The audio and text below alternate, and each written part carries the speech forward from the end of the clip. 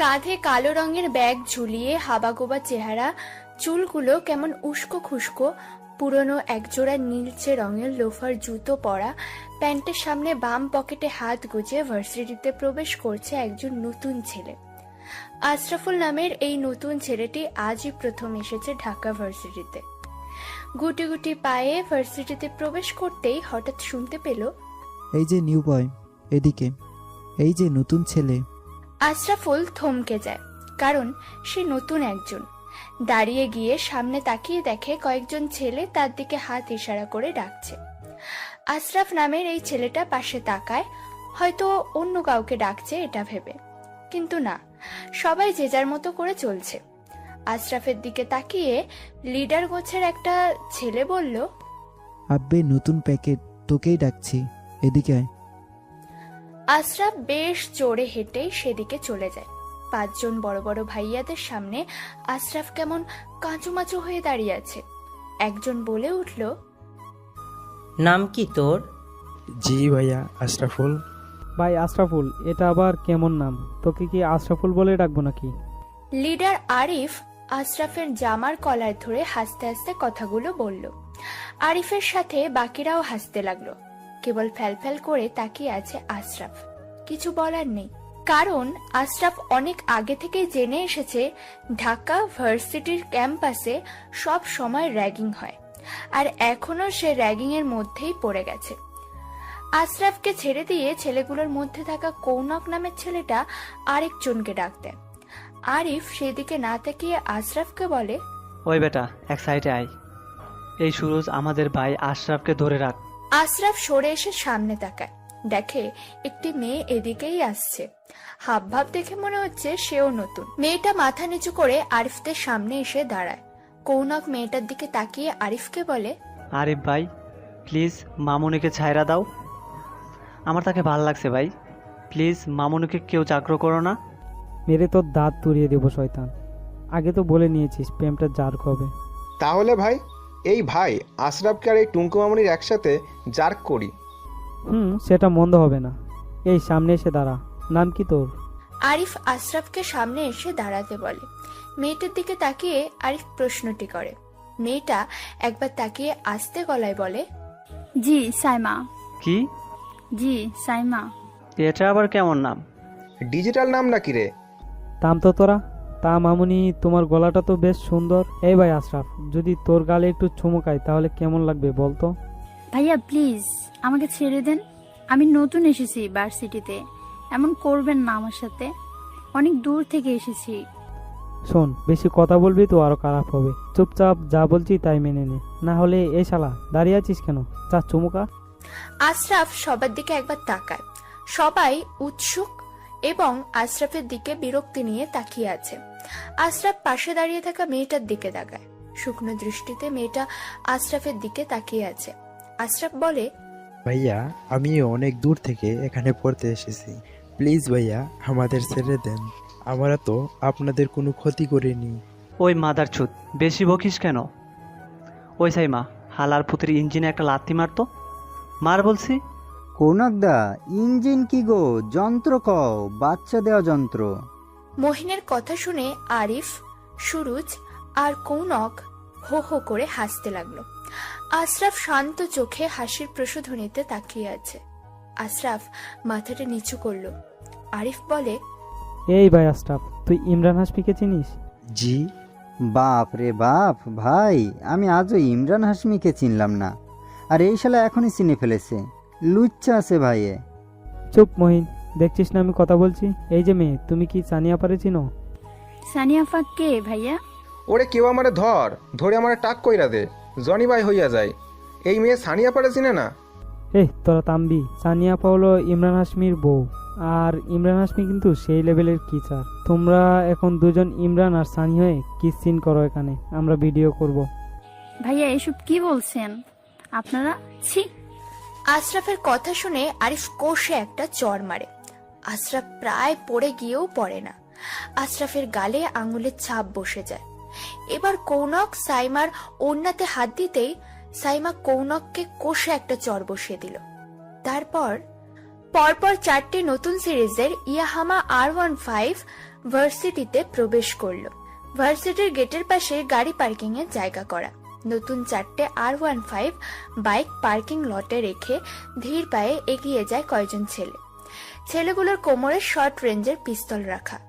এভাবে ওপেন ঢাকা ভার্সিটির ক্যাম্পাসে পিস্তল নিয়ে কয়েকজন ছেলে প্রবেশ করছে, এই দৃশ্য আজকের দিনের আগে কখনো দেখা যায়নি। বলতে গেলে এটা বেশ বিরল একটি দৃশ্য। সবাই সেদিকে তাকিয়ে আছে। সামনে যে হেঁটে যাচ্ছে তার চুলগুলো বড় রকমের স্পাইক করা। স্পাইক চুলগুলো সাদা কালার করা, 2 কলির উপরে 2টো করে দাগ। গায়ে সাদা ঢিলে ঢালা হাতা লম্বা একটি গেঞ্জি, কালো রঙের বেশ রকমের ছেঁড়া ছেঁড়া ফ্যাশনের একটি প্যান্ট, তাও আবার পায়ের গোড়ালি থেকে অনেকটা ছোট। উন্নত মানের একজোড়া লোফার জুতো। গলাতে ঝুলছে একটি দামি ব্লেড চেন, তবে তার কাছে কোনো পিস্তল নেই। কেবল সেই ফ্যাশনেবল ব্যক্তিকে ফলোকারী অন্য 6 জন ছেলেদের কোমরে পিস্তল রাখা। ধীর পায়ে হেঁটে যাচ্ছে তারা। ক্যাম্পাসের বকুল ফুলের গাছের তলায় আসতেই সেই ফ্যাশনেবল ছেলেটা চোখ পড়ে বেশ খানিকটা দূরে কৃষ্ণচূড়া গাছের নিচে।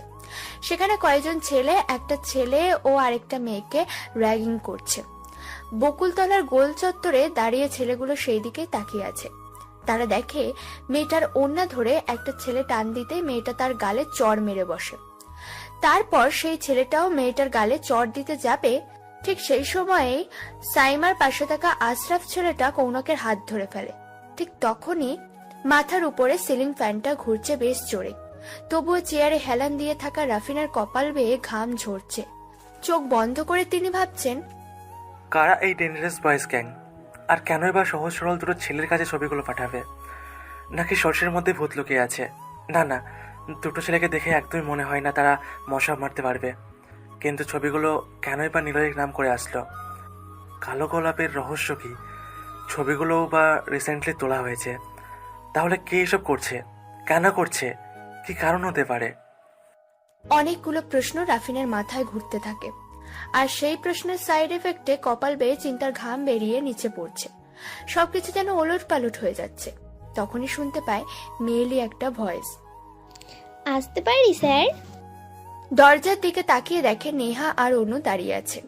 ওদের দিকে তাকিয়ে রাফিন হেলান দেওয়া থেকে সোজা হয়ে বসে মুচকে একটা হাসি দিয়ে বলে, আরে আসো আসো, অনুমতি নেওয়ার কিচ্ছু নেই, বসো ওখানে। ওই মহেশ। রাফিনের কথা শোনার সাথে সাথেই মহেশ নামের হাবিলদার ঝটপট রাফিনের সামনে এসে হাজির হয়। রাফিন 3টে চা বিস্কুট আনতে বলে তাকে। তারপর নেহাদের দিকে তাকিয়ে বলে, আসতে কোনো অসুবিধা হয়নি তো? কিসের অসুবিধা হবে স্যার? নেহার ওপরে হয়তো যে কোনো সময় অ্যাটাক হতে পারে, আমার ধারণা তাই বলছে। মানে কি স্যার? এই নাও দেখো। রাফিন ছবিগুলো দেখাবে বলে নেহাদের থানায় আসতে বলেছিল। নেহারাও চলে এসেছে। রাফিন একটা ছবি বাড়িয়ে দিল ওদের দিকে। নেহা তা হাতে নেয়, আর হাতে নিতে নিতেই বেশ অবাক হয়, কারণ নেহা মাটিতে পড়ে আছে, আর ছবির সামনের দিকে কেউ একজন কালো লম্বা টুপি পরে হাতে পিস্তল তাক করে দাঁড়িয়ে আছে, আর পিস্তলের বুলেট সোজা মুজিবের লাশ মাটিতে পড়ছে। নেহার পিছনে আরাফ ছিল, কিন্তু তাদেরকে ছবিতে দেখা যাচ্ছে না। নেহা অনেকটা বিস্ময় নিয়ে ছবিটির দিকে তাকিয়ে আছে। রাফিন তখনই প্রশ্ন করে, এই ছবিতে তুমি কি করে এলে? তোমাকে এখানে ডাকার কারণ এই ছবির ব্যাপারে জানার জন্য। তোমাকে ছবিতে দেখে অনেকগুলো প্রশ্ন মাথায় কাল থেকেই জ্বালাচ্ছে, তাই এখানে এইভাবে ছবিতে তুমি কি করে এলে? নেহা ভেবেছিল সেই দিনের রাতের ঘটনাটা কেবল আশরাফের লোক, নেহা সেই আগন্তুক লোক, আশরাফের গাড়ির ড্রাইভার আর অনু জানে। কিন্তু এখন রাফিন সাহেবও জেনে ফেলেছে। নেহা ভাবতেই পারেনি একদম। নেহা রাফিনের দিকে তাকিয়ে বলে, সেদিন আরাফ আমাকে বাড়ির সামনে থেকে তুলে নিয়ে যায়, আমাকে খারাপভাবে প্রহার করতে চেয়েছে। আমি ধরেই নিয়েছিলাম হয়তো সেদিন আমার জীবনের শেষ দিন হতে যাচ্ছে। নিজেকে তাদের বা নিজের হাতে মারার প্রস্তুতি নিয়েই ফেলেছিলাম, কিন্তু এই জায়গাতে এসেই সবকিছু যেন পাল্টে যায়। তাদের প্ল্যান আর আমার চিন্তা সবকিছু উল্টে যায়। চলন্ত গাড়িটা হঠাৎ ব্রেক করে এখানে। তাকিয়ে দেখে সামনে এই লম্বা কালো রেইনকোটে টুপি পরে কেউ একজন দাঁড়িয়ে আছে, আর হাতে পিস্তল। আমার পাশে মুজিব ছিল। সে নামতেই ধুম করে একটা গুলির শব্দ হয়, আর মুজিবের লাশ দেখতে পায়, কিন্তু ছবিটা এডিট করে দিয়েছে। আমরা তখনও গাড়িতে ছিলাম যখন মুজিবকে গুলি করা হয়। তারপর ওর লাশ দেখে আমি জ্ঞান হারাই। যখন জ্ঞান ফেরে তখন নিজেকে নিজের বাড়িতেই দেখি। রাফিন খুব মনোযোগ দিয়ে কথাগুলো শোনে। এখন সে কি বলবে সেটাই ভাবছে, তবে নেহা কথাগুলো বলে যেন হাঁপাচ্ছে। ততক্ষণে চা, বিস্কুট এবং সাথে ঠান্ডা কোকও চলে এসেছে। নেহা এক চুমুকেই গ্লাসে ঢালা ঠান্ডা কোক খেয়ে নিল। রাফিনের দিকে তাকিয়ে দেখে সে ভাবাতুর দৃষ্টিতে তাদের দিকেই তাকিয়ে আছে। রাফিন এতক্ষণে ক্লিয়ার হলো যে কেন নেহা এই ছবিতে এসেছে। রাফিন ভেবেছিল সে আগন্তুককে চেনে, কিন্তু না, বিষয়টা অন্যদিকে ঘিরে আছে। এখন রাফিনের মাথায় একটাই প্রশ্ন ঘুরপাক খাচ্ছে। ওই টুপিওয়ালা লোকটা নেহা বিপদে পড়ে যাচ্ছে তা কিভাবে জানলো? তবে কি লোকটা নেহাকে চেনে, নাকি নেহা তাকে চেনে? প্রশ্নগুলো নিয়ে আরও বেশি করে ভাবতে হবে। এই জন্য নিলয়দেরকেও কিছু জিজ্ঞেস করতে হবে। কিন্তু নিলয়রা কোথায়? ওদেরকেও তো থানায় আসতে বলেছি। আশরাফের কৌনকের হাত ধরা থেকে সবাই অবাক হয়ে তাকিয়ে আছে সেদিকে। এমনটা হবে কেউ আশাই করেনি। চিকন পাতলা গোছের এই হ্যাংলা ছেলেটা কৌনকের হাত ধরবে, এতটা সাহস দেখাতে পারে কেউ ভাবতেই পারেনি। উচ্চ পদস্থ স্থানে কর্মরত থাকা বাপের গুণধর ছেলেগুলো রোজ রোজ নতুনদের নিয়ে র্যাগিং করতে করতে একসময় তার নেশাতে পরিণত হয়ে গেছে। কখনো র্যাগিং ছাড়া তারা চলেনি। অবশ্য তাদেরকে র্যাগিং শিখিয়েছে আরাফ। আশরাফুল কৌনকের হাত ছেড়ে দিয়ে খুব ভদ্র আর নম্রভাবে বলে, ভাইয়া প্লিজ এমন করেন না, বিষয়টা অনেক খারাপ ভাইয়া প্লিজ। আর আমি মাদার চোদ, তোর থেকে কি আমরা ভালো খারাপ শিখবো? শোন, এই আরিফ না কখনো কারো জ্ঞান নিয়ে চলে না।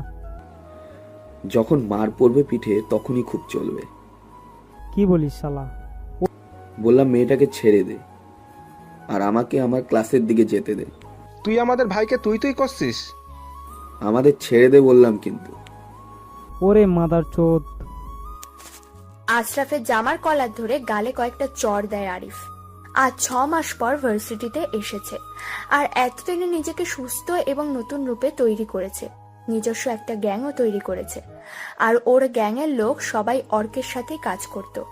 আরাফের থেকে টাকা পেয়ে সবাই আরাফের সাথেই যোগ দিয়েছে, আর নিজের গ্যাং হওয়াতে ভার্সিটিতে পিস্তল নিয়ে প্রবেশ করার দুঃসাহস দেখিয়েছে।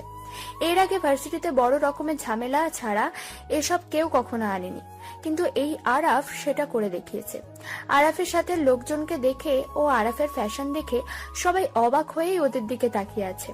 আরিফদের অনেকখানি কাছে চলে এসেছে আরাফ। ঠিক তখনই আরাফ সহ আরিফরা দেখতে পায় কালো রঙের দুটো দামি প্রাইভেট ভার্সিটিতে প্রবেশ করছে। পুরো ভার্সিটি যেন থমথমে একটা পরিবেশ ধারণ করেছে। যে যেখানে যেভাবে ছিল সবাই দৌড়ে নিরাপদ স্থানে গিয়ে ঘটনাস্থলের দিকে তাকিয়ে আছে। সবাই প্রস্তুত দেখার জন্য যে কি হতে যাচ্ছে। এমন বিরল ঘটনা আগে কখনো ঘটেনি এই ভার্সিটিতে। সব যেন থমকে গেছে। নিশ্চুপ নীরবতা যেন সব থেকে ছেয়ে নিয়েছে। উৎসুক জনতা এবং আরাফ গ্যাং আর আরিফ গ্যাং সবাই গাড়ি দুটোর দিকে তাকিয়ে আছে। কালো রঙের গাড়ি দুটো আরাফদের থেকে 10 হাত দূরত্বে এসে থামে। আরাফেরা একটু সাইড হয়ে যায়, কারণ নতুন গ্যাং তৈরি করতে আরাফের সময় লেগেছে অনেক। তাই সহজে গ্যাংয়ের কোনো লোককে সে হারাতে চায় না। তাই ঝটপট সেখানে থেকে একটু দূরে গিয়ে দাঁড়ায়। গাড়ি থেকে পরপর কয়েকটা ইয়াং ছেলে নামে। পিছনের গাড়ি থেকে নামা ছেলেগুলোর হাতে একটা করে হকি স্টিক, তবে তা কাঠের নয়, ভারী লোহার স্টিক। আরিফের লোকেরা হাবার মতো তাকিয়ে আছে সেদিকে। আরাফও চোখ বড় বড় করে তাকিয়ে আছে। সামনের গাড়ি থেকে নামে 4 জন ছেলে। ছেলেগুলোর পরনে 3 কোয়ার্টার পরা, কালো গেঞ্জি, চুলগুলো বড় বড় তবে গুছিয়ে রাখা। আশরাফের মতোই চুলগুলো কারো কারো উস্কো খুস্কো। আশরাফ তাদের দিকে তাকিয়ে একজনের নাম ধরে ডাকে, মাসুম। এত দেরি কেন করলি? মাসুম নামটা শুনে আরাফ যেন থমকে যায়, কারণ অর্কের মুখে এই নামটা বহুবার শুনেছে আরাফ। মাসুম, সিয়াম, রাফাত, এই 3 জন তো নিলয়ের সবচাইতে কাছের লোক। তবে কি ডেঞ্জারাস বয়েজ গ্যাং এর লোক ভার্সিটিতে? আরাফ বড় বড় করে একটা শ্বাস নেয়। চোখ দুটো ওদের দিকে তাকাতেই দেখে মাসুম আরাফের দিকে তাকিয়ে আছে। মাসুম, সিয়াম আর রাফাত বাকি ছেলেদের থেকে হকি স্টিক নিয়ে সোজা আশরাফের দিকে এগিয়ে যায়। কোনো প্রকার কথা না বলে আরিফদের বেধড়ক পিটাতে থাকে। মাত্র কয়েক মিনিট পরেই সবাই মাটিতে পড়ে লুটিয়ে পড়ে। ব্যথায় আর যন্ত্রণায় আরিফেরা জোরে চিৎকার দিতে থাকে। ঠিক তখনই আরো একজন বাইক নিয়ে প্রবেশ করে ভার্সিটিতে, আর তার কোমরে যে পিস্তল এটা কারো চোখ এড়ায়নি। আর সবাই যে তাকে চেনে এটা বলার বাইরেও না, কারণ ঢাকা শহরে বাইকে বসা লোকটার বেশ নামডাক, হবেই না বা কেন? ঢাকা শহরের সবকিছু তো তার কন্ট্রোলে। যার নাম শুনেই পাতি মাস্তানেরা পালায়, সেই হলো অর্ক। তবে আরাফ অর্ককে এখানে দেখে অনেকটাই ঘাবড়ে যায়। আরাফ ভেবেছিল আজ ভার্সিটিতে রাজ করবে, কিন্তু রকস্টার বাহিনী যে কোথা থেকে আসলো কে জানে। তারপর অর্ক এসে সবার সামনে এসে দাঁড়ায়। অর্ককে দেখে মাসুম, সিয়াম আর রাফাত থেমে যায়। অর্ক বাকি ছেলেদের ইশারা করে মাটিতে আরিফদের পড়ে থাকা থেকে তুলতে। ছেলেগুলো আরিফদের কাছে গিয়ে টেনে তোলে। তারা কয়েকজন কোনো রকমে দাঁড়িয়ে অর্কের দিকে তাকায়, কারণ আরিফরা জানে অর্ক কাউকে মারতে কোনো রকমে দেরি করে না। তাই আরিফদের ভয়টা যেন আরো বেশি হয়ে গেল। অর্ক কিছুক্ষণ তাকিয়ে থেকে আশরাফ, মাসুম, সিয়াম আর রাফাতকে বলল, ভার্সিটি সব স্টুডেন্টদের এখানে নিয়ে আসো। কয়েক মিনিট পরেই গোল হয়ে দাঁড়ায় ভার্সিটির সব স্টুডেন্ট। ভার্সিটির সব পরিবেশ যেন আরো থমথমে হয়ে গেছে। অর্ক সবার দিকে তাকিয়ে বলল, আজকের পর ভার্সিটিতে জাগ বন্ধ। যদি কেউ জাগ করে তবে অনেক খারাপ কিছু হবে। এই চল সবাই, এদেরকে এখানেই পড়ে থাকতে দে। অর্ক সবাইকে নিয়ে চলে আসে। ভার্সিটিতে যেন একটা স্বস্তির নিঃশ্বাস পড়তে লাগলো। কিছুটা দূরে দাঁড়িয়ে আরাফ সবকিছুই ভালোভাবে লক্ষ্য করছিল। পরিবেশ নিয়ন্ত্রণে আসার পরই আরাফ আরিফদের কাছে আসে, মাটিতে পড়া থেকে তোলে। তারপর সেদিন গোডাউনে আরাফদের সাথে ঝামেলা হওয়ার 6 মাস কেটে যায়। এই কদিনে নিলয় আর রিশাদ ভার্সিটিতে যায়নি, ঘরের মধ্যেই বসেছিল। বারবার নিলয় নিজেকে নিয়ে ভেবেছে। নিজেকে নিয়ে ভাবার কারণ হলো নেহা। নেহা নিলয়কে ভালোবাসে, এটা নিলয় এতদিনে বুঝে নিয়েছে। তাহলে কি ভাবলি, নেহাকে ভালোবাসবি? না রে, ভালোবাসবো না। কেন? কারণ যার অস্তিত্ব পিস্তলের বুলেট আর লাল রক্তে মিশে আছে, তার মধ্যে ভালোবাসাটা মানায় না। রিশাদ নিলয়ের কথা শুনে অবাক হয়, কারণ রিশাদ নিলয়ের কথা শুনে ঠিকই বুঝে গিয়েছে নিলয়ের মাথাতে আবারও মাস্তানির ভূত চেপে গিয়েছে। কারণ গত রাতেই আবারও 3টে কালো গোলাপ পাঠিয়েছে নীলা। আর সমস্যাটা সেখানেই। আর এখানে নিলয়ের লোকেরা ছাড়া নিলয়ের আসল পরিচয় কেউ জানে না। আর যারা জানে তারা ভয়েও মুখ খুলবে না। নিলয় সবাইকে থামিয়ে দিতে পারবে, কেবল পারবে না নীলাকে, কারণ নীলা হলো নিলয়ের খুব কাছের সম্পর্কের একজন। রিশাদ প্রশ্ন করে, তুই কি আবার মাস্তানি শুরু করবি? শেষও তো করিনি। তোর মায়ের বলা কথাটা মনে আছে? মানছি তুই আঙ্কেলের কথা শুনিস না, বাট তোর মা, তুই তো তোর মায়ের কথাও না শুনলেও আমি কিন্তু তাকে মানি। সো আমি সেটা হতে দেব না, প্লিজ নিলয়। খবর পেয়েছি আরব নতুন গ্যাং তৈরি করেছে, আর নীলাও ঝামেলা করছে। করবেই তো, আগের রূপে ফিরে আসলে এটা হতো না। হয় মস্তানি করবি পুরোপুরি ভাবে, নাহলে ছেড়ে দিবি। কেন তুই নীলার আব্বুকে মেরেছিলি? তাহলে তো এটা আর হতো না। রিশাদ, বেশি কথা বলিস না। রিশাদ থেমে যায়। নিলয় সিগারেট জ্বালায়। নিলয় শান্ত ভঙ্গিতে সিগারেট টানতে থাকে। রিশাদ নিলয়ের এত কাছে থেকেও মাঝে মধ্যে নিলয়কে কিছুতেই চিনতে পারে না। নিলয়ের দিকে তাকিয়ে অনেক কিছু ভেবে যাচ্ছে রিশাদ। তখনই কলিং বেল বেজে ওঠে। রিশাদ বলে ওঠে, এই অবেলাতে আবার কে এলো?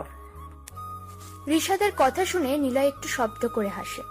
রিশাদ দরজা খুলতে যাচ্ছিল, তবে নিলয়ের হাসি শুনে থেমে যায়। রিশাদ বিরক্তি নিয়ে প্রশ্ন করে, হাসির কারণ কি? অযথা হাসবি না। নিলয় কারণ ছাড়া হাসে না। তুই দেখ দরজার ওপাশ থেকে কারা এসেছে, তুই নিজেও অবাক হয়ে যাবি।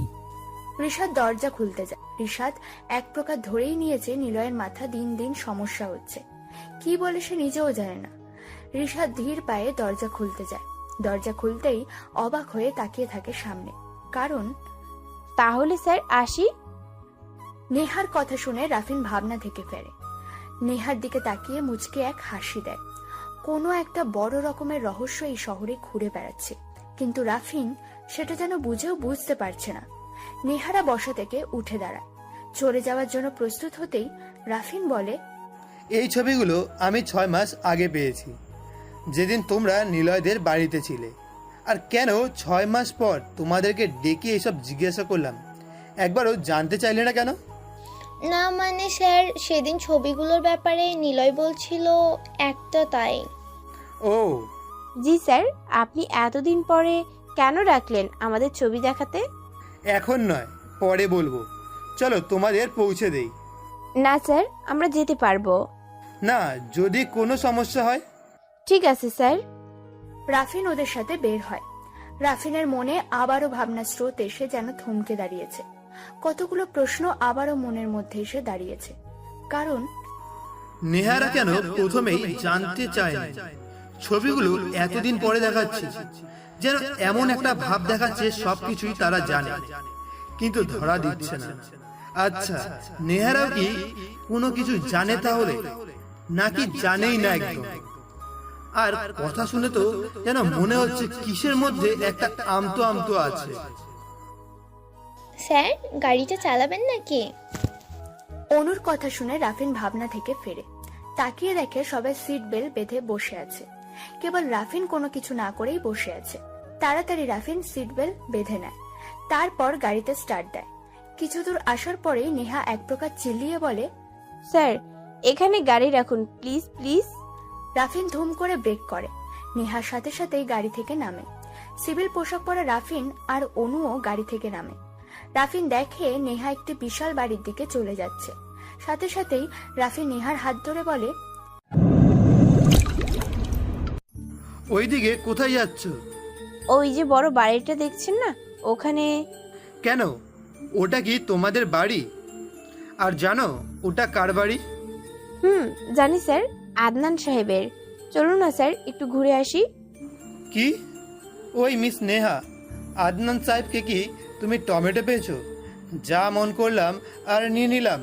1 মাস আগে থেকে দরখাস্ত করে রাখতে হয় ওনার সাথে দেখা করার জন্য, আর সেটাও সম্ভব হবে কি না জানি না। রাফিন বোকার মতো নেহার দিকে তাকায়। এই মেয়েটার মাথায় যে বড় রকমের সমস্যা আছে সেটা রাফিন এখন বুঝতে পারছে। রাফিন বোকা দৃষ্টিতে তাকিয়ে প্রশ্ন করে, সম্ভব মানে? কেন সম্ভব না? আপনি তো পুলিশ। তো? আরে, এখানে নিলয়দের মতো সাধারণ ছেলেদের আসতে পারে না, তাহলে আমরা মানে আপনি কেন পারবেন না? মানে কি, নিলয় এখানে আসবে কেন? আমি দেখছি, অনু দেখেছে, রিশাদ আর নিলয় দুজনেই এই বাড়ি থেকে বের হচ্ছিল। ওদের পরিচিত আছে তাই হয়তো। নেহা রাফিনকে নিয়ে গেটের কাছে আসতেই 4 জন লোক এসে সরাসরি জিজ্ঞাসা করে, কে আপনারা? জি, আমরা নিলয়ের বন্ধু। আমাকে নিলয় পাঠিয়েছে আদনান সাহেবের সাথে দেখা করতে। রাফিন দৌড়ে চলে যাওয়ার প্রস্তুতি নিয়েই রেখেছিল। নেহার কথা শুনে দৌড়ানোর প্রস্তুতি আরো বেড়ে যায়। রাফিন ভেবেই নিয়েছে এখনই গেটের এই লোকেরা পাগল বলে তাড়িয়ে দেবে। কিন্তু রাফিনকে অবাক করে দিয়ে দারোয়ানগুলো বলল,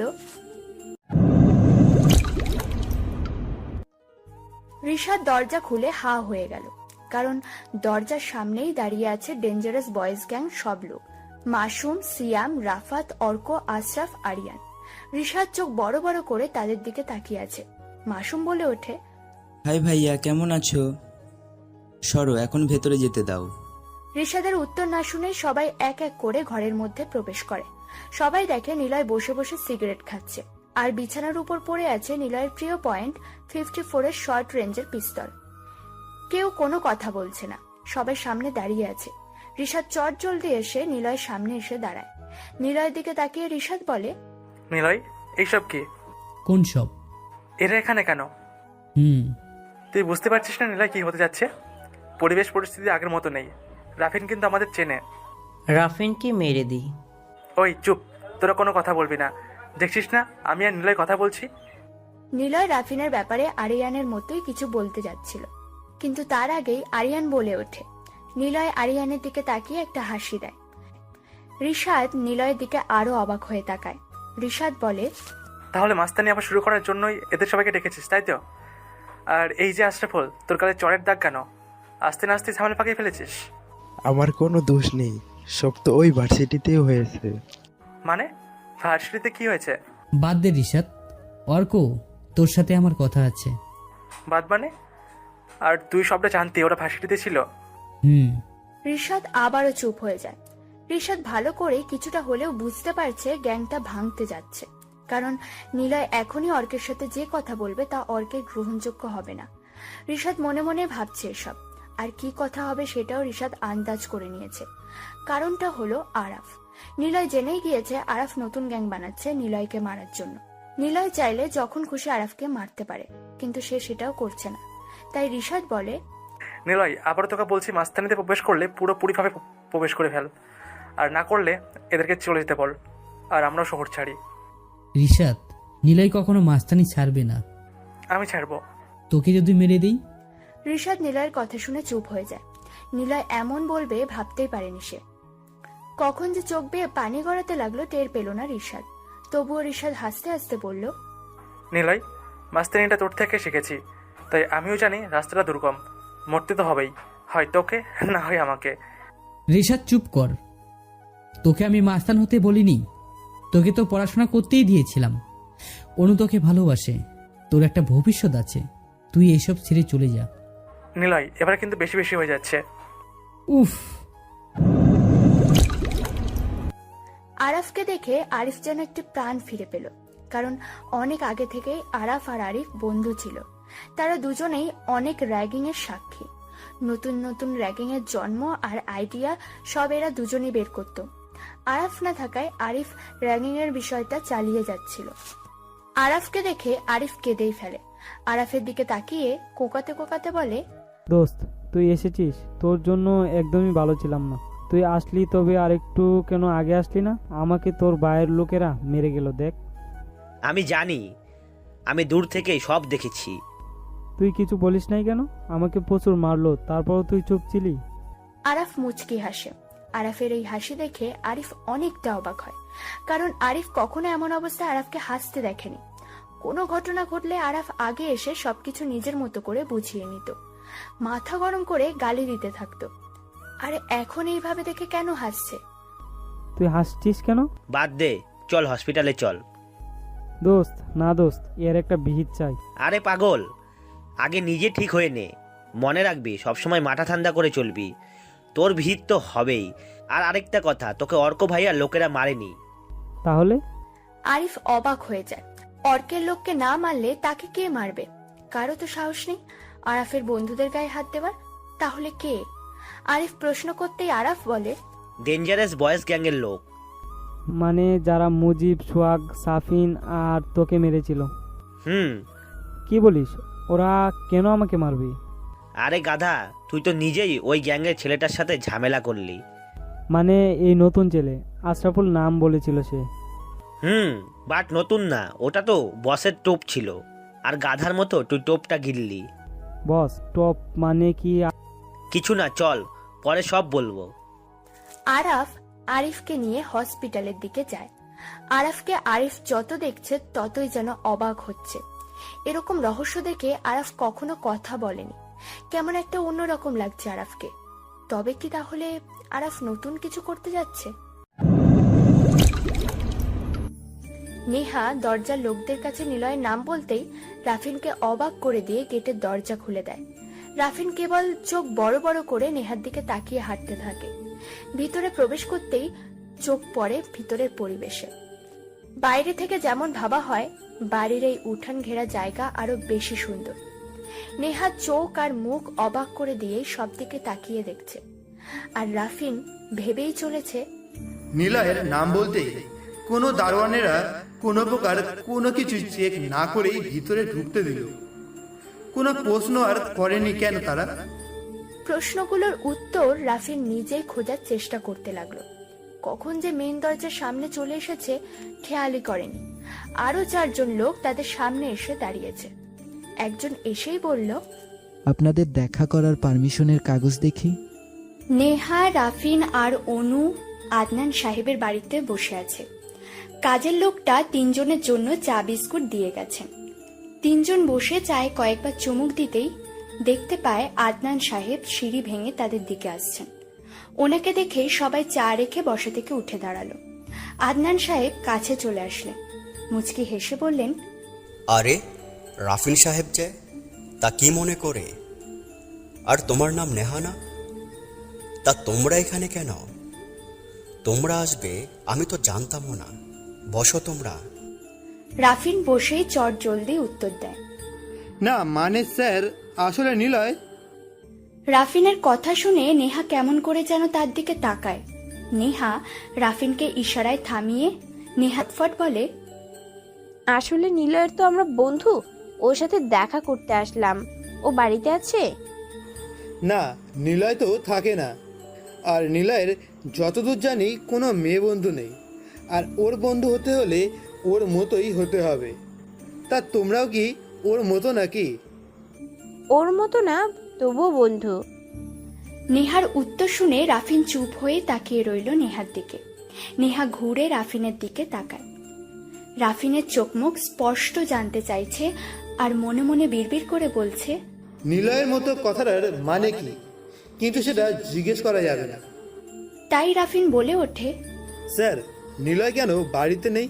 ও তো এখানে থাকে না। তোমরা তো জানো ও কোথায় থাকে। তোমরা তো ওর বন্ধুই, তাই না? জি জি স্যার। তারা সবাই চুপ হয়ে বসে থাকে। রাফিনের মাথায় বারবার প্রশ্ন জাগছে, নিলয়ের নাম বলতেই বাড়িতে প্রবেশ করতে দিল। তাহলে নিলয় কে? আদনান সাহেব কি করে নিলয়ের ব্যাপারে এত হাসি হাসি ভাব করে বলছে? কি হন উনি নিলয়ের? গ্রাম থেকে আসা ছেলেটার সাথে তার কি কেবল প্রতিবেশী সম্পর্ক, নাকি কোনো সম্পর্ক আছে? রাফিন মনে মনে প্রশ্নগুলো নিজেকেই বহুবার করে ফেলেছে, কিন্তু জুৎসই কোনো উত্তর রাফিন খুঁজে পাচ্ছে না। রাফিন সরাসরি আদনান সাহেবের কাছে প্রশ্নগুলোর উত্তর জানতে চাওয়ার জন্য প্রস্তুতি নিতেই নেহা বলে, স্যার, নিলয় কেন এখানে থাকে না? আসলে ও না আমাদের এইসব কিছু বলেনি। সবসময় দেখি ও আপনার থেকে কথা বলে, আপনাকে মিস করে। তাই সরাসরি আপনার কাছে জানতে এসেছি। নেহার মিথ্যে কথাগুলো শুনে রাফিন জোরে কেসে ওঠে। তাড়াতাড়ি টেবিলের উপরে থাকা এক গ্লাস পানি ঢকঢক করে গিলে খেল। তবে আদনান সাহেবের দিকে সবার চোখ পড়ে, কারণ আদনান সাহেব নেহার থেকে নিলয়ের কাছে নিজের আগ্রহের কথা শুনে কেমন হাস্য উজ্জ্বল মুখে সবার দিকে তাকায়। আদনান সাহেব হাসি হাসি মুখে বলে, নিলয় আমার কথা সত্যিই কি চিন্তা করে? কেন করবে না স্যার? ছেলেটাকে তো কখনো আদর দিয়ে বড় করতে পারেনি। এই বাপকে তো সে সহই করতে পারে না। তাই ও যে আমার কথা চিন্তা করে মন খারাপ করে, এটা বেবি কেমন যেন অবাক হচ্ছে। সবাই এবার বড় রকমের ধাক্কা খায়, কারণ যে প্রশ্নের উত্তর তারা খুঁজছিল এতক্ষণ ধরে সেটা তারা পেয়ে গেছে। তাহলে নিলয় আদনান সাহেবের ছেলে, কিন্তু সে কেন আমাদের মিথ্যে বলল? এখন রাফিনের কাছে সবকিছু ক্লিয়ার। আবারও বিড়বিড় করে কথাগুলো মেলাতে থাকে। নিলয় ইচ্ছে করে এতদিন জার্গিংয়ে নিজেকে ফাঁসিয়েছে। চাইলে তো আরাবকে সে প্রথম দিনেই কোনো না কোনোভাবে শাস্তি দিতে পারত। তাহলে কেন করে? সে কেন এত সময় নিচ্ছে? রাফিন বিড়বিড় করে কথাগুলো বলেই চলেছে। এবার পালা নিলয়কে প্রশ্ন করার, কিন্তু নিলয় এখানে নেই। নেহা প্রশ্ন করে, নিলয় কেন আপনার সাথে থাকেন আঙ্কেল? আদনান সাহেব দীর্ঘ একটা নিঃশ্বাস ফেলল, তারপর হাসি হাসি মুখ করে বলতে থাকলো, আসলে নিলয় আমার একমাত্র ছেলে। ওর মা নেই। অনেক বছর হলো ওর মা মারা গেছে। এখানে থাকার মতো আমি আর ওর সৎ মা আছি। ওর মা উপরে যাওয়ার পরই আমি ওর সৎ মাকে বিয়ে করি। অবশ্য নিলয়ের মা বেঁচে থাকাকালীন ওর সৎ মায়ের সাথে আমার সম্পর্ক তৈরি হয়। আর ওর সৎ মায়ের হাজবেন্ডকে নিলয় নিজ হাতে খুন করে। তাহিরা চৌধুরী ওর সৎ মায়ের নাম। তাহিরাকে ওর হাজবেন্ড আগেই ছেড়ে চলে যায়। ওরও একটা মেয়ে আছে, যে কিনা তার আব্বুর সাথে থাকে। মানে আমার সেই সৎ মেয়ের নাম নীলা। নীলার আব্বুকে নিলয় নিজ হাতেই খুন করে। বড় রকমের ঝামেলাতে ফেঁসে যায় ছেলেটা। আমার এফআইআর আর নিলয়ের চিন্তাতে নীলার মা স্ট্রোক করে মারা যায়। তারপরই আমি তাহিরা চৌধুরীকে বিয়ে করি। নিলয়কে তাড়ানোর জন্য তাহিরা একদিন রাতে, না থাক, তোমাদের এসব কিছু বলা যাবে না। তারপর থেকেই নিলয় এই বাড়ি ছেড়ে চলে যায়। বলতে গেলে আমরাই ওকে বাড়ি ছাড়তে বাধ্য করেছিলাম। পরে বুঝেছিলাম ভুলটা আমারই ছিল, কিন্তু সেটা অনেক দেরি হয়ে যায়। নিলয়কে ফেরানোর চেষ্টা করেছিলাম, কিন্তু সে কোনো সুযোগ দেয়নি আমায়। তারপর থেকেই একা থাকে ও, রিশাদের সাথেই থাকে, কারণ রিশাদকেও নিলয়ের মা তার আরেকটা ছেলে হিসাবে ছোট থেকে মানুষ করেছে। তাই নিলয় যেখানে, রিশাদও সেখানে আছে। আদনান সাহেব আর কিছু বলে না। রাফিন, নেহা আর অনুর কাছে পুরো ব্যাপারটা এখন পরিষ্কার। নিলয় হলো আদনান সাহেবের ছেলে, আর রিশাদ তাদের বাড়িতেই ছোট থেকে থাকে। নিলয় তার সৎ মায়ের অত্যাচারে হয়তো বাড়ি ছেড়ে দিয়েছে, আর কোনো একটা অজানা কারণে তাহিরা চৌধুরীর প্রাক্তন বরকে খুন করে নিলয়। এরপরই সে ঘর ছাড়া। কিন্তু সে কেন আমাদের মিথ্যে বলল? হয়তো এসব কিছু গোপন রাখতে কি তবে মিথ্যে বলেছিল, নাকি আরো কোনো কারণ আছে? তিনজন বিশাল বাড়ি থেকে বের হয়ে আসে, উদ্দেশ্য নিজ গন্তব্যে পৌঁছানো। তারপর রিশাদ নিলয়ের দিকে তাকিয়ে আছে। নিলয় সিগারেট টেনেই চলেছে। সিগারেট খাওয়া থামিয়ে নিলয় অর্কের দিকে তাকায়। অর্ক ঠিকই বুঝতে পেরেছে নিলয় তাকে কি বলবে, কিন্তু অর্ক কেমন যেন চুপসে আছে। নিলয় বলে, অর্ক, তোদেরকে আমি অনেক ভালোবাসি। তোর ভাই গ্যাং তৈরি করছে নাকি? জানিস তো অর্ক, এই নিলয় কখনো শত্রুদের বাঁচিয়ে রাখে না, কারণ নিলয় জানে শত্রুকে যদি বাঁচিয়ে রাখো তবে সে কোনো না কোনো একদিন মারবেই। আমি আরবকে মারিনি তোর ভাই বলে, কিন্তু আজ সেটা করব না, ওকে মেরে দিব। অর্ক ধূপ করে হাঁটু ভেঙে মাটিতে বসে যায়। সবাই গোল হয়ে দাঁড়িয়ে আছে। অর্ক মাথাটা নিচু করে বলল, ভাইয়া প্লিজ ওকে মেরো না, আমি বুঝিয়ে বলবো। বুঝ তো তাকেই দিতে হয় যে বুঝতে চায়, কিন্তু আরব তো বুঝতে চায় না। অলরেডি আমি সিদ্ধান্ত নিয়েছি। আজ রাতটা দূষিত হতে যাচ্ছে। আজ বৃষ্টি হবে রে, রক্তের বৃষ্টি। রিশাদ সবাইকে ইশারা করে চলে যেতে বলে, কিন্তু নিলয়ের অনুমতি ছাড়া কেউ কোনো প্রকার সরে না। নিলয় বলে, তোরা এখন যা, আর যথাসময় চলে আসবি। নিলয়ের কথা শুনে সবাই চলে যেতে থাকে। অর্ক একবার ঘুরে নিলয়ের দিকে তাকায়। নিলয় অর্কের চোখের দিকে তাকায়। নিলয় অর্কের চোখের ভাষা বুঝতে পেরেও মুচকি হাসে।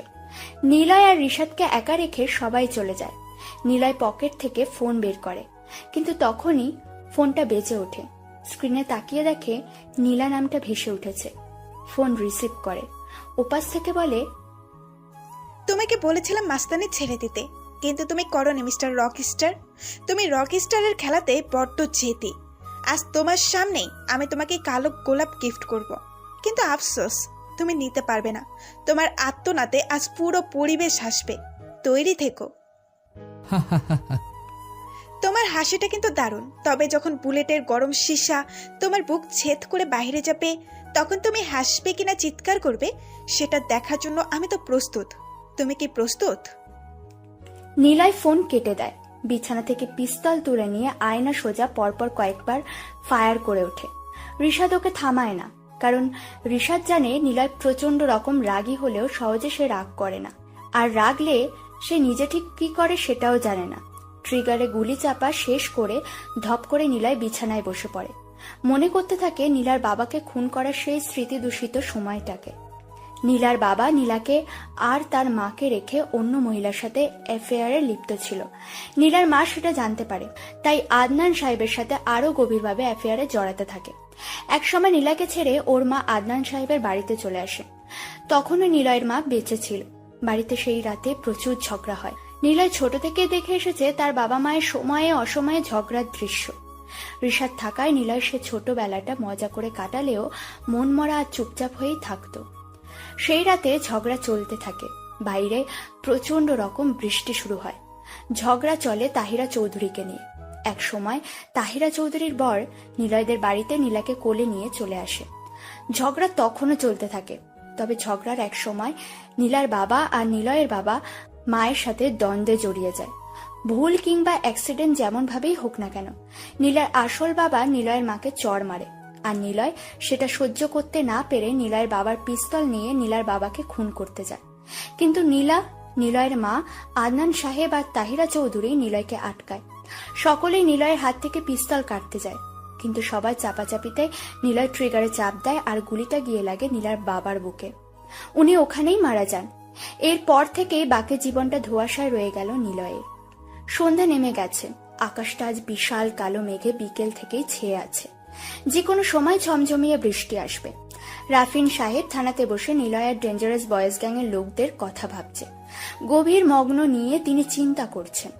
বদ্ধ গোডাউন, কয়েকজন লোক ভিতরে, তালা বদ্ধ, ঘরের ভিতরে বাইরেও সব কিছুই বদ্ধ। বদ্ধ ঘরে ছিল আর্ক আর তাদের লোক, আরও ছিল আরাফ, সোহাগ আর সাফিন, আর ছিল দুজন ইনোসেন্ট ছেলে, নিলয় আর রিশাদ। সাফিন আর সোহাগ মরে যায়, আরাফ আহত হয়, বেঁচে যায় আর্ক সহ আর্কের লোকেরা সবাই, আর বেঁচে যায় নিলয় আর রিশাদ। প্রশ্ন একটাই, যতই বড়ই গ্যাংয়ের লোক হোক না কেন, কোনো বদ্ধ ঘরে বেছে বেছে লোক মারবে না, আর মারলেও কিভাবে মারবে? অবশ্য জীবিত লোকেদের মধ্যে সাফিন আর সোহাগকে মেরেছে। আমার হাতে সেই গোডাউনের দুজন ছেলের ছবি, হাতে পিস্তল। ছবিটা ঘরের মধ্যে থেকেই তোলা হয়েছে, তার মানে ক্যামেরাম্যানও ঘরের মধ্যেই ছিল। আর যে দুজন ছবিতে এসেছে তাদের গড়ন আর আকৃতি, চুলের স্টাইল, অনেক কিছুই নিলয় আর রিশাদের দুজনের সাথেই মিলে যাচ্ছে। তাহলে কি খুনি এরাই? আর যদি এরাই হয়, তাহলে আরাফ কেন মিথ্যে বলছে? নিশ্চয়ই এই দুটো ছেলে কোনো সাধারণ ছেলে নয়। তবে কি তারা ডেঞ্জারাস বয়েসের লোক? রাফিন থানায় বসে বসে নিলয়দের নিয়ে ভাবতে ভাবতে প্রকৃতিতে বৃষ্টি নেমে গেছে। রাফিনের মন আর মস্তিষ্ক বেশ উৎকণ্ঠায় জর্জরিত হয়েই চলেছে। রাফিন টেবিলে থাকা ফোনটা হাতে নেয়, নিলয়ের নাম্বারে কল দেয়, রিং হতে থাকে। ওদিকে নিলয় দেখে তার ফোন বেজে চলেছে, কিন্তু সেদিকে তার কোনো ভ্রুক্ষেপ নেই, কারণ সে আজ নিজেকে প্রস্তুত করছে এই শহর থেকে নিজের প্রতিদ্বন্দ্বী সরিয়ে দিতে, যেখানে চলবে কেবল নিলয়ের ডেঞ্জারাস বয়েজ গ্যাং, আর কোনো গ্যাং যেন না থাকে। তাই কালো পোশাক সে পরে নিল। বড় কালো পোশাকের সাথে লম্বা টুপিও রয়েছে। রিশাদও প্রস্তুত, কারণ রিশাদকে নিলয় বলেছে আজকের পর সে মাস্তানি করবে না। তাই রিশাদ আজকের মিশনে রাজি হয়।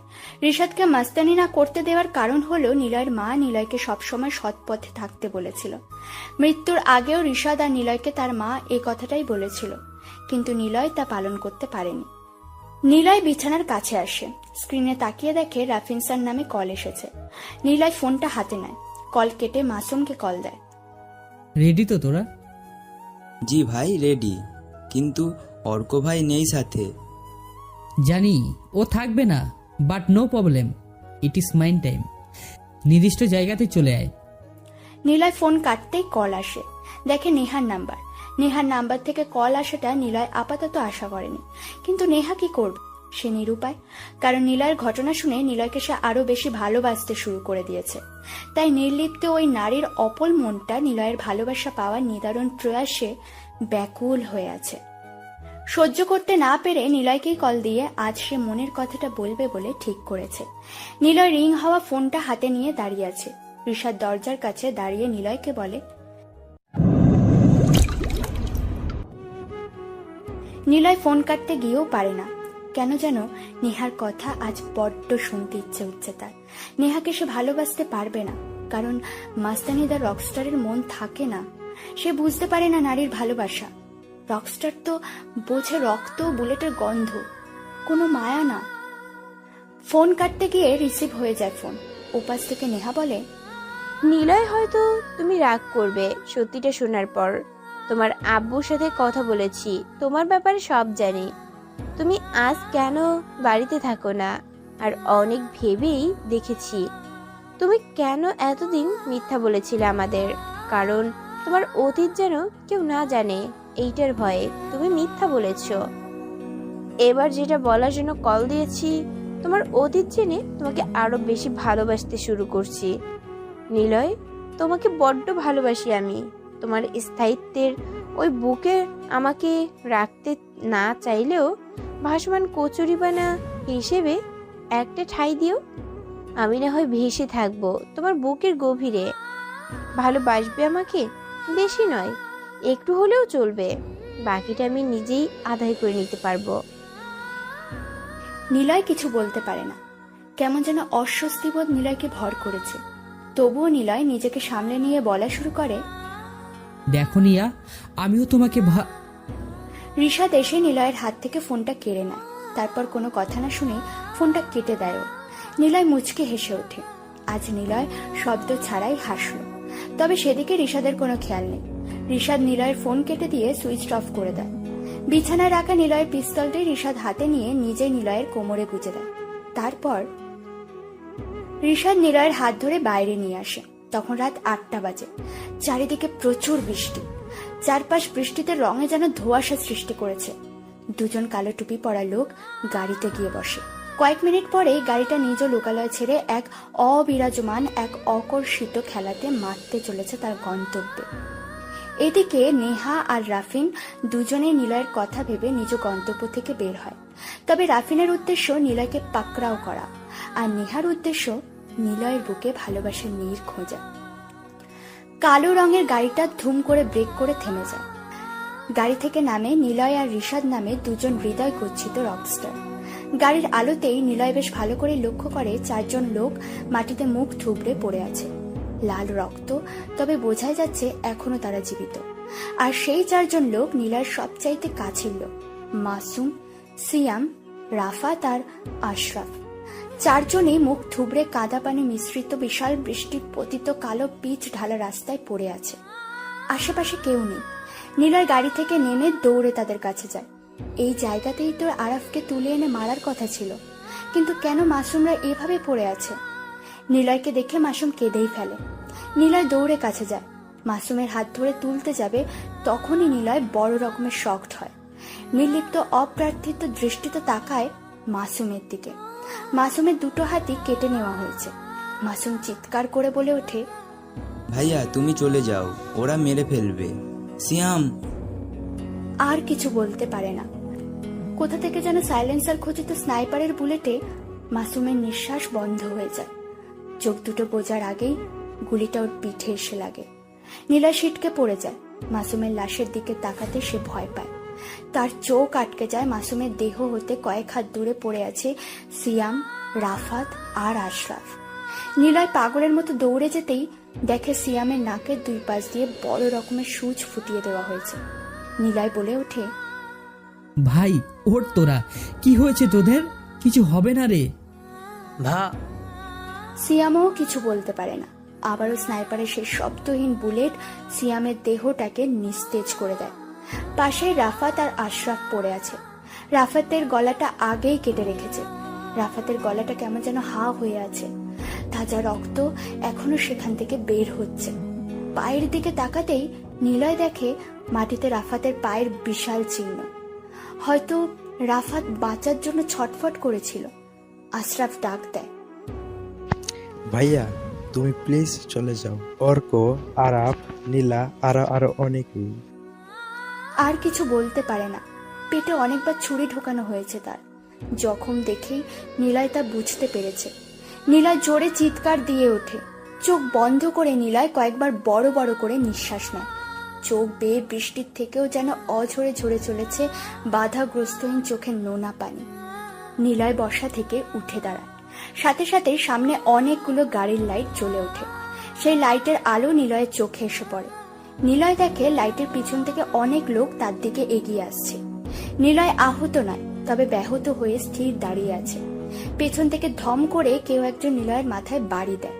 নিলয় পড়ে গিয়ে আবার উঠে দাঁড়ায়। ঘুরে তাকিয়ে দেখে অর্ক আর আরিফ দাঁড়িয়ে। অর্কের হাতে লোহার রড। নিলয় পিস্তল বের করতে যাবে, তখনই আবার পিছন থেকে আরাফ এসে কষে লাথি মারে। নিলয় পড়ে গিয়ে হাঁটু মুড়ে বসে পড়ে। জোরে চিৎকার দিয়ে উঠে নিলয় বলে, ঋষাদ তুই চলে যা, গাড়িতে যেয়ে বসে চালিয়ে চলে যা ভাই। নিলয় পুরো কথা শেষ করতে পারেনি। তখনই কে যেন তার পায়ে গুলি মারে। নিলয় পড়ে গিয়ে ঘুরে তাকায়। দেখে নীলা হাতে পিস্তল নিয়ে দাঁড়িয়ে আছে। নিলয়ের সামনে ধীর পায়ে হেঁটে আসে নীলা। কেউ একজন চেয়ার এনে দেয় নীলাকে। আরাফ, অর্ক সবাই নীলার পেছনে গিয়ে দাঁড়ায়। নীলা বলে, অর্ক ফুলটা দে তো। অর্ক নীলার দিকে ফুল বাড়িয়ে দেয়। নীলা তা নিয়ে নিলয়ের দিকে ছুঁড়ে মারে। নিলয় শুয়ে আছে কাদা মাটিতে, আর নিলয়ের উপরে পড়ে আছে তাজা কালো গোলাপ। নীলা বলে ওঠে, কি বলেছিলাম মিস্টার রকস্টার? তোমাকে ফুল দিয়ে স্বাগতম জানালাম। অনেক বড় লস করেছো তুমি মিস্টার নিলয় দ্য মাস্তান। ছোটবেলাতেই যদি আমাকে মেরে ফেলতে বা ওই দিন আরাফকে মেরে ফেলতে কিংবা অর্কে চোখের ভাষা বুঝতে পেরেও যদি মেরে ফেলতে, তাহলে আর এই দিনটা তোমাকে নাও দেখতে হতো। কিন্তু আফসোস, তোমার জন্য বড় আফসোস হচ্ছে। কোথায় গেল তোমার গ্যাং? কোথায় গেল তোমার লোকেরা? নিলয় শোয়া থেকে উঠে বসে, ব্যথা মিশ্রিত পাটাকে ভাঁজ করে বাবু হয়ে বসে মাথাটা নিচু করে নেয়। সবাই নিলয়ের এমন ভাব দেখে অবাক চোখে নিলয়ের দিকে তাকায়।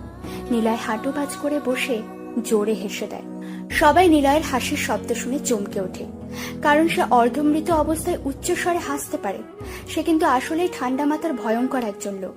নীলা বলে, তুমি হাসছো কেন? একটু পরেই তো মরবে, তাহলে কি শেষবারের মতো হেসে নিচ্ছ? হাসি থামাও বলছি, হাসি থামাতে বলেছি কিন্তু। যে গ্যাং নিয়ে আসে সে গ্যাংস্টার, আর যে একা আসে সে রক স্টার। রক স্টার কখনো গ্যাং নিয়ে আসে না। তোদের মারতে আমার কোনো গ্যাংয়ের দরকার নেই। নীলা একটা গুলি চালায়, আর গুলিটা লাগে নিলয়ের বুকের এক পাশে। নিলয় ধপাস করে পড়ে যায়। নীলা বলে, ওই কে আছিস রে? ওর কোমর থেকে পিস্তলটা নিয়ে আয়, না হলে আবার ঝামেলাতে পড়বো। শয়তানটাকে দিয়ে কোনো বিশ্বাস নেই। কেউ একজন গিয়ে নিলয়ের থেকে পিস্তল নিয়ে এসে নীলার হাতে দেয়। নিলয়ের পিস্তল হাতে নিয়ে নীলা উঠতে যাবে, তখনই শাট শাট করে পরপর 4টে গুলি চলে। আর দেখে বড় রকমের অবাক হয়, কারণ যাকে কয়েক মিনিট আগেই গুলি করা হয়েছে সে সোজা হয়ে হাতে পিস্তল নিয়ে দাঁড়িয়ে আছে। আর সে তো অবশ্যই নিলয়। নিলয় দাঁড়িয়ে পরপর গুলি চালায়। প্রথম গুলিটা লাগে অর্কের মাথায়, পরেরটা আরিফ, তারপর বাকি কয়েকজনের জন্য আরো গুলি খরচ করে। নিলয়ের এমন রূপ দেখে আরিফ ভয়ে নীলার পিছনে গিয়ে দাঁড়ায়। নীলা চোখ বড় করেই চেয়ে আছে। নিলয় ধীরে ধীরে নীলার রাখা চেয়ারটাতে গিয়ে বসে, তারপর হাসতে হাসতে বলে, ভুলেই গিয়েছিলে নীলা, নীলার দু পায়ে জুতোর কভারে সবসময় দুটো পিস্তল গোজা থাকে। এখনো 2টো গুলি বাকি আছে। বলো কে আগে মরবে? আরাফ নীলার হাত থেকে পিস্তলটা কেড়ে নেয়। নিলয়ের দিকে সোজা তাক করেই বলে, সালা মাদার চোদ, তোকে মেরে দিব আমি। তুই কি মারবি আমাকে? নতুন গ্যাংয়ের জন্য আমি অনেক কিছু করেছি। জানিস কেন এত কিছু করেছি? তোকে মারবো। আরাফের কথা শেষ না হতেই নিলয় গুলি চালিয়ে দেয়। গুলিটা গিয়ে লাগে আরাফের ঠিক মুখে। চেয়েছিল কপালে মারতে, কিন্তু নিজের হাত কাঁপাতে মুখে গিয়ে লাগে। আর কাছ থেকে গুলি করাতে আরাফের মৃতদেহটা 1 হাত দূরে গিয়ে পড়ে। নিলয় হাসতে হাসতে বলে, রক্তের এই নিশাতে পিস্তলের অববাহিকায় দাঁড়িয়ে কথা বলতে নেই। পিস্তল ধরো, টিগার চাপ দাও, না হলে কথা বলার মতো সময় থাকবে না। তাই তো নীলা? নীলা চুপচাপ দাঁড়িয়ে আছে। নিলয় বসা থেকে উঠে দাঁড়িয়ে বলে, আর একটা গুলি, যেটা তোমার মাথায় যেয়ে লাগবে, আর তুমি ভ্যানিশ। বিদঘুটে এক হাসি দিয়ে নিলয় ট্রিগারে চাপ দিতেই যাবে, তখনই কেউ একজন শাট করে গুলি করে, আর গুলিটা এসে লাগে নিলয়ের পিঠে। নীলার শটান পড়ে যায় নীলার উপরে। নীলা তাড়াতাড়ি উঠে দাঁড়িয়ে নিলয়ের হাতে থাকা পিস্তলটি হাতে নিয়ে নিলয়ের দিকে ধরে। নীলা চোখ বন্ধ করেও যেন বন্ধ করে না, পিছনে ঘুরে তাকায়। নিলয় দেখতে পায় গাড়ির হলদে আলোতে কোনো একজন তার মতো পোশাক পরে পিস্তল হাতে এগিয়ে আসছে। কালো লম্বা টুপি পরা, মুখে সিগারেট। বৃষ্টির মধ্যে লম্বা টুপিতে সিগারেট ভিজেনি, ঠোঁটেই একাধারে লেগে আছে। নীলা হেসে ওঠে, কোনো রকমের শোয়া থেকে উঠে বসে। যন্ত্রণায় যেন কলিজাটা এখনই বের হয়ে আসবে তার। তবুও নিজেকে একটু সামলে শোয়া থেকে উঠে বসে। নিলয় নিজেই নিজের রক্ত দেখে অবাক হয়। তবে নিলয় সেই সামান্য অবাকতাকে পিছলে ফেলে বড় রকমের অবাকতার ঝড় নিলয়ের চোখে এসে ভর করে। নিলয় দেখে টুপিওয়ালা লোকটা সে চেয়ার টেনে এনে নিলয়ের সামনে বসে। নিলয় মুখের দিকে তাকায় আর ছিটকে সরে যায় আরো 1 হাত, কারণ টুপিওয়ালা লোকটা হলো রিশাদ। রিশাদ চেয়ারে বসে, সিগারেট ফেলে দিয়ে টুপি মাথা থেকে খোলে, তারপর নিলয়ের মতো হাসি দিয়ে বলে, কি অবাক হচ্ছিস? কিন্তু আমি কষ্ট পাচ্ছি রে নিলয়। তোকে মারতে ইচ্ছে ছিল না, কিন্তু মাস্তানি ছেড়ে দিচ্ছিলি বলে তোকে মারতে হলো। আর মারবো নাই বা কেন? পুরো আন্ডারওয়ার্ল্ড কিং তোর নামে কাঁপে, আমার নামে না। তোর আসিলায় ড্রাগসের ব্যবসা করে ভালোই চালাচ্ছিলাম, তোর মাস্তানের নাম করে খুব ভালোভাবে চলছিল এটা। কিন্তু তুই বললি সব ছেড়ে দিবি, আর বিশেষ করে তোর নামের গুণগান আর শুনতে বেশি ভালো লাগছিল না আমার। আমার অনেক দিনের ইচ্ছে তোর মতো 1 নম্বর রকস্টার হতে আর টপ মাস্তান, কিন্তু তুই থাকলে তো সেটা সম্ভব হতো না। সেই কারণেই গল্পের নাম আমরা দিয়েছি ক্ষেত যখন টপ মাস্তান আর ক্ষেত যখন রকস্টার। তোকে একটা কথা বলি শোন, নীলের বাবাকে না আমি মেরেছিলাম। এই দেখ, তোর মিসফায়ারের গুলিটা আমি সবসময় আমার কাছেই রেখে দিই। তোকে গিফট করার সঠিক সময় এটা। যখন তোরা পিস্তল নিয়ে হাতাহাতি করছিলি তখনই তোর আব্বুর পিস্তলের অভাব ছিল না। আর তাই আরেকটা কাজ সেরে ফেলেছি যখন তুই গুলি চালিয়েছিলি। কারণ তোর মা আমার ছিল আপন মায়ের চেয়েও বেশি। উনি আমাকে আদর করেছেন, ভালোবেসে সন্তানের মতো ঘুম পাড়িয়েছেন। যখন যা দরকার তিনি সেটাই দিয়েছেন আমায়। আর আমার সামনে শালা আমার মাকে মারছে, মেনে নিতে পারিনি আমি, তাই মেরে দিয়েছিলাম। ঋষাদের কথা শুনে নীলা চোখ বড় বড় করে তাকায়, কারণ নীলা ভেবেছিল রকস্টার একটা সাধারণ মামুলি ব্যাপার, এখানে নিলয় সব। কিন্তু না, নিলয়ের পিছনে যে ঋষাদ নামের একটা বেইমান রকস্টার এতদিনে ছিল তা কেউ জানতে পারেনি। নীলা ঋষাদকে মারতে যাবে তখনই ঋষাদ গুলি চালায়, আর গুলিটা নীলার গলাতে গিয়ে লাগে। নীলা চুপ হয়ে বসে আছে কাদা পানিতে। নিলয়ের দিকে তাকিয়ে ঋষাদ পিস্তল ধরে। নিলয় মুচকি এসে বলে, তোকে ভালোবাসি রে ঋষাদ, তুই যদি বলতি তাহলে এমনিতে সব তোকে দিয়ে দিতাম। এইভাবে কেন তুই পিছন থেকে মারলি? বেইমানিটা তুই অত্যন্ত না করলেও পারতি রে ঋষাদ। আমি খ্যাত, হ্যাঁ খ্যাত যখন টপ মাস্তান, হ্যাঁ আমি খ্যাত যখন রক স্টার, তবে দেখবি খ্যাত কাকে বলে। সরি ভাই। ঋষাদ আর কোনো কথা বলে না। পিস্তলের ট্রিগারে চাপ দেয় ঋষাদ। পিস্তলের গরম সীসাটা নিলয়ের কপাল ভেদ করে খানিকটা কাঁচা মাংস সাথে নিয়ে বুলেটের গুলি মাথার পিছন দিয়ে বের হয়ে যায়। নিলয় ছিটকে পড়ে জর্জরিত আকাশের বৃষ্টি স্নাতক কাদা পানিতে। নিথর দেহটা একদম নিস্তেজ হয়ে যায়, কোনো রকম নড়াচড়াও করে না। ফর্সা মুখটাতে বৃষ্টির বড় বড় ফোঁটায় কাদার ছিটকে এসে ভর্তি হতে শুরু করেছে। ঋষাদ জোরে চিৎকার দিয়ে কান্না করতে থাকে। নিলয়ের মৃতদেহের বুকটাতে পরপর 5টা গুলি চালায়। কেবল ঠাস ঠাস করে গুলির শব্দ শোনা যায়, কিন্তু কারো চিৎকার আর শোনা যায় না। সব দিক নিস্তেজ হয়ে থাকে। ঠিক তখনই আরো একটি গুলির শব্দ শোনা যায়।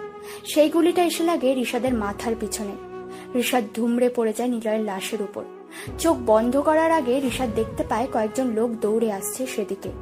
ঋষাদ কোনো রকমে চোখ মেলে তাকিয়ে দেখে রাফিন পিস্তল হাতে দৌড়ে তার দিকে আসছে। পিছনে পুলিশ ফোর্স আর পাশে নেহা। রাফিন আর নেহা নিলয়দের বাড়িতে গিয়ে ঘর ফাঁকা দেখে দোকানদার চাচাকে জিজ্ঞেস করে জানতে পারে এদিকে রাস্তা বরাবর নিলয়েরা আসে। তবে তাদেরকে খুঁজে পেতে রাফিনরা বড্ড দেরি করে ফেলেছে। ততক্ষণে রকস্টার দ্য ডেঞ্জারাস বয়েজ আর নেই। ঋষাদ চোখ বন্ধ করে। রাফিন ঋষাদের লাশটা সরিয়ে দেয়, দেখে ওর নিচে নিলয়ের লাশ হয়ে পড়ে আছে। নিলয়ের মুখের দিকে তাকিয়ে থাকে নেহা। কখন যে জ্ঞান হারিয়ে নেহা পড়ে যায় মাটিতে সে নিজেই তা বুঝতে পারেনি। তারপর সবটাই ধোঁয়াশা, নিঃশেষ। কেবল নেহার পবিত্র ভালোবাসাটাই অপূর্ণ রয়ে গেল। এভাবেই হয়তো একদিন শেষ হয়ে যাবে সকল রাফিয়ানের গল্প। আর আপনারাও দেখতে চলেছেন নতুন আরেকটি তাজা জীবনের গল্প। পরবর্তী ভিডিও খুব শীঘ্রই আসতে চলেছে। গল্পগুলো মিস না করতে এখনই আমাদের ইউটিউব চ্যানেলটি সাবস্ক্রাইব করে পাশে থাকা বেল আইকনটি বাজিয়ে রাখুন। সবাইকে ধন্যবাদ আমাদের সাথে থাকার জন্য। শুভ হোক আপনাদের পথ চলা।